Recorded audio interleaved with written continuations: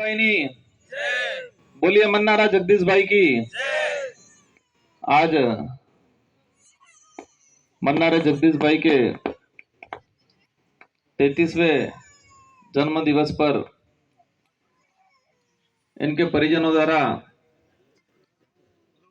और ये जाडोल विधानसभा के कोटड़ा, जाडोल, फलासिया तीनों ब्लॉक के कार्यकर्ताओं के द्वारा आज ये जो कार्यक्रम आयोजित किया, उनकी याद में इस कार्यक्रम में हमारे पहुंचे हुए जनप्रतिनिधि, हमारी माता बहनें, हमारे बड़े बुजुर्ग, युवा साथी, लंबे समय बाद जाडोल फलासिया में मेरा आना हुआ दोबारा, और उस कार्यक्रम में आए हैं कि जिस कार्यक्रम से न तो ढंग की पॉलिटिकली बात कर पाएंगे हम, क्योंकि दुख का घटना है ये, और न ही कुछ बोलने की इच्छा हो रही है। इस दुनिया में पैदा बहुत होते हैं। मानव जीवन में अगर जिले की बात करें तो हर जिले में दिन में 10 से 15 जन्म होते हैं। हर दिन 10 से 15 जने जन्म लेते हैं, वो सरवाइव करते हैं।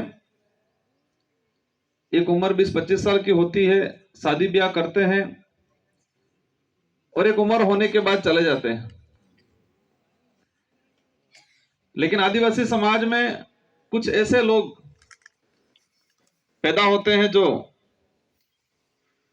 कुदरती ताकत लेके पैदा होते हैं, और उनके अंदर समाज को लेके कुछ कर गुजरने का जुनून होता है।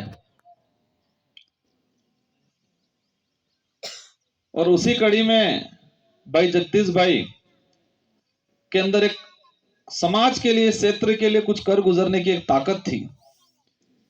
उनके माता और पिता दोनों को मैं धन्यवाद देना चाहूंगा कि आपने एक क्रांतिकारी,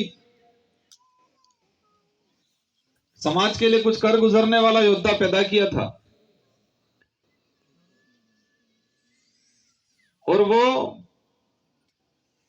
इस उम्र में जो 60-70 साल में जो व्यक्ति करता है वो काम करके गया है। 60-70 साल के अंदर कोई व्यक्ति अपनी पहचान बनाता है, परिवार के लिए, समाज के लिए कुछ करता है, उससे भी ज्यादा इस 30 साल की उम्र में उन्होंने काम करके गए। जो व्यक्ति कोई मुश्किल से 60-70 साल की उम्र में कर पाता है, वो काम इस उम्र में करके गए। कांति भाई ने बताया, हमारे पूर्व वक्ताओं ने बताया, जो घटना हुई, और उस घटना को मेरे से ज्यादा कोई नहीं समझ सकता है। वो दिन मुझे याद है कि रात को जब कांति भाई और हमारे साथी निकले थे, फोन पे बात हुई थी मेरी, कितने साथी आ रहे हैं, वहां आके रुकेंगे। और हमारे वहां रुके, लगभग 3-4 बजे आ गए थे।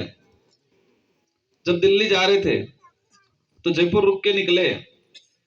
तो सुबह में उठा तो मेरे पहले हमारे एक रूम में सब सोए हुए थे, और मैंने जगदीश भाई को देखा, क्योंकि जब निकले तब जगदीश भाई आने का ऐसा जानकारी में मेरे नहीं था। मैं खुद फिर मैंने मजाक किया, और उन्होंने भी कहा मजाकिया अंदाज में। और उस संगठन के लिए, समाज के राजनीतिक नेतृत्व तैयार करने के लिए वो दिल्ली गए। उसको एक व्यक्तिगत काम के लिए या फिर एक नॉर्मली हादसा नहीं मान सकते हैं, वो समाज को राजनीतिक प्रतिनिधित्व देने के लिए हमारे संगठन को काम को लेके गए हुए थे। वो तो कहीं न कहीं हमारे समाज को लेके, संगठन को लेके शहीद का दर्जा उनको दे सकते हैं हम, और दे रहे हैं। आज घटनाक्रम को लेके जब घटना हो गई, मेरे पास फोन आया, मैं सोया हुआ था, और जैसे मुझे पता चलता है ऐसा ऐसा हुआ है, जिस एम्बुलेंस वाले से मेरी बात हुई, मैंने कहा कैसे भी करके जल्दी एसएमएस पहुंचाना, कितना किलोमीटर है। और मैंने 6 बजे सुबह, मेरा जितना विवेक था, मेरी जितनी पहचान थी, मैंने पूरी कोशिश करके हर प्रकार के डॉक्टर की व्यवस्था करा दी। और इनसे पहले मैं हॉस्पिटल पहुंचा, लेकिन दुर्भाग्य की बात यह है, क्योंकि भाई की सांसें हॉस्पिटल आने से पहले ही रुक गई थी। और आधे घंटे बाद इनके पिताजी का फोन आता है कि हम निकल गए हैं, कैसे हैं। और उस समय मेरी हिम्मत नहीं हो पाई कि मैं बोलूं क्या उनको, इनको क्या जवाब दूं। हर आधे घंटे में ये फोन करते, उनके साथी शायद जिया जी थे, कि एमएलए साहब कोई दिक्कत तो नहीं। और वो घटना जो मैंने जो महसूस किया उस दौरान, वो दिन निकाला, लगभग ये 2 बजे तक आए, मेरी हिम्मत नहीं हो पाई कि उनको ये सच्चाई बता पाऊं।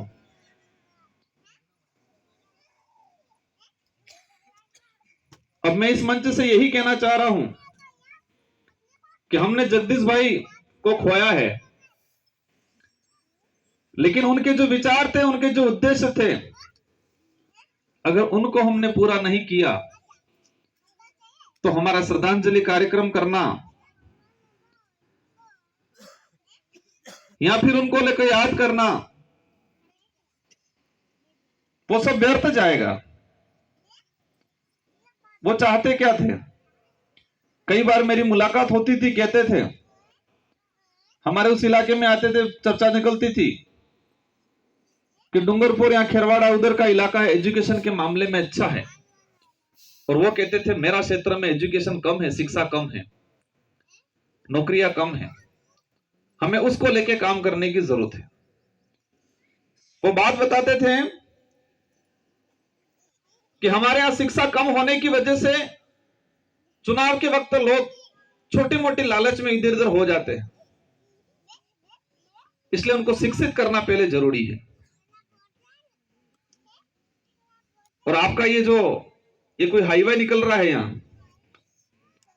उसको लेके भी कई बार कहा उस भाई ने मुझे कि एमएलए साहब, हमारे मन का गाड़त है कि कई जगह विसीरी जाए, और मैं बहुत कोशिश कर रहा हूं कि हमारे लोग वो जमीन नहीं बेचे, और बेचता भी है तो हमारे किसी भाई को बेचे, अदर को नहीं बेचे, मैं कोशिश कर रहा हूं, ये कहा था उन्होंने।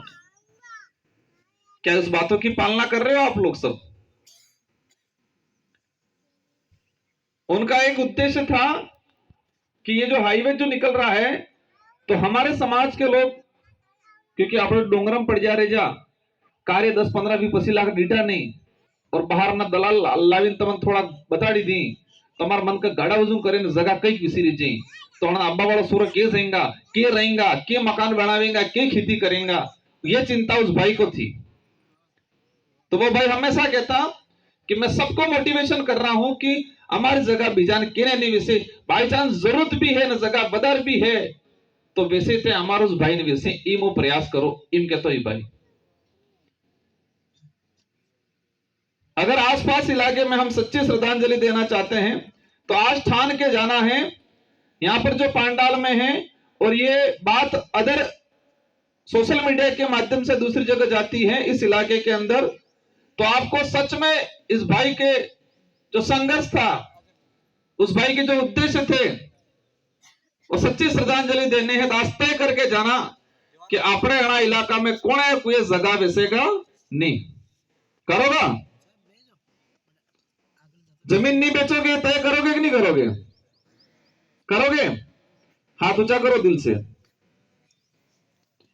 उस भाई का उद्देश्य था कि हमारे भाई किने बिजान जगाने में से अगर बेचता भी है तो हमारे ही किसी भाई को बेचे, ये उद्देश्य था उस आदमी का।